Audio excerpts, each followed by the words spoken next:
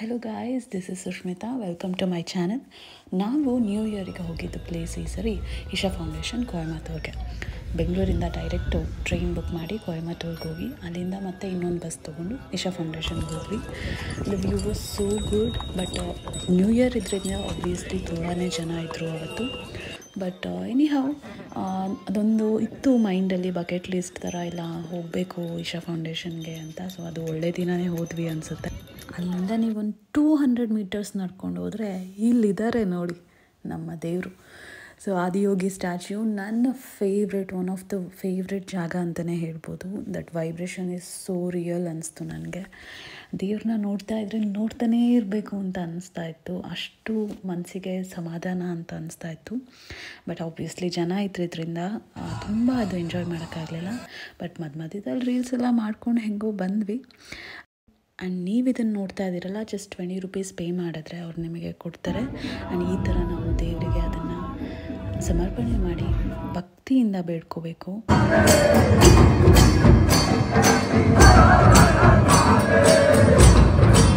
ಎಷ್ಟು ಚೆನ್ನಾಗಿದೆ ಅಲ್ವಾ? ಸೊ ಈ ಥರ ಈವೆಂಟ್ ಪ್ರಾಕ್ಟೀಸ್ ನಡೀತಿತ್ತು ನೈಟ್ ಈವೆಂಟಿಗೆ.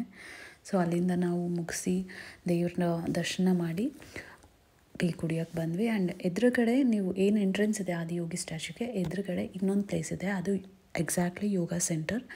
ಸೊ ಅದು ತುಂಬಾ ಚೆನ್ನಾಗಿತ್ತು. ಆ್ಯಕ್ಚುಲ್ ಪ್ಲೇಸ್ ಅಂದರೆ ಅದಕ್ಕೆ ಹೋಗೋಕ್ಕೂ ಮುಂಚೆ ನಾವು ಲಗೇಜಸ್ನೆಲ್ಲ ಇಟ್ಟು ಆ್ಯಂಡ್ ಮೊಬೈಲ್ಸ್ ಎಲ್ಲನೂ ನಾವು ಲಾಕರಲ್ಲಿ ಇಟ್ಟು ಹೋಗಬೇಕಾಗತ್ತೆ.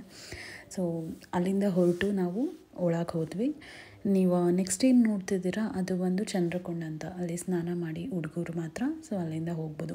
ಹುಡುಗರಿಗೆ ಸಪ್ರೇಟ್ ಇದೆ. ಸೊ ಅಲ್ಲಿ ಸ್ನಾನ ಮಾಡಿ ನೆಕ್ಸ್ಟ್ ಪ್ಲೇಸಸ್ಗೆ ಹೋಗ್ಬೋದು. ಈಗ ನೋಡ್ತಾ ಇರೋದು Dhyanalinga, one of the best places. ತುಂಬ ಸೈಲೆಂಟಾಗಿರುತ್ತೆ ಆ್ಯಂಡ್ ತುಂಬಾ ಚೆನ್ನಾಗಿತ್ತು. ಅಲ್ಲಿ ಮುಗಿಸಿ ಬರೋ ಅಷ್ಟೊತ್ತಿಗೆ ನಮ್ಮದು ಆಲ್ರೆಡಿ ಲೇಟ್ ಆಗಿಬಿಟ್ಟಿತ್ತು. ಈವೆಂಟ್ ಸ್ಟಾರ್ಟ್ ಆಗಿ ಹೋಗಿತ್ತು. ಸೊ ಅವತ್ತು ನ್ಯೂ ಇಯರ್ ಇದ್ದಿದ್ದರಿಂದ ಈವೆಂಟ್ಗಳು ತುಂಬ ನಡೀತಾ ಇತ್ತು. ಸೊ ಅದನ್ನು ಮುಗಿಸಿ ನಾವು ವಾಪಸ್ ಮನೆಗೆ ಬಂದ್ವಿ. So this is my 2024 start. It will be a good start ಅನಿಸುತ್ತೆ. ಒಳ್ಳೆ ದೇವ್ರ ದರ್ಶನ ಮಾಡಿ ಎಲ್ಲ ಬಂದಿದ್ದು. ಸೊ ಹೀಗೆ ಪಾಸಿಟಿವ್ನ ಸ್ಪ್ರೆಡ್ ಮಾಡ್ತಾ ಇರೋಣ.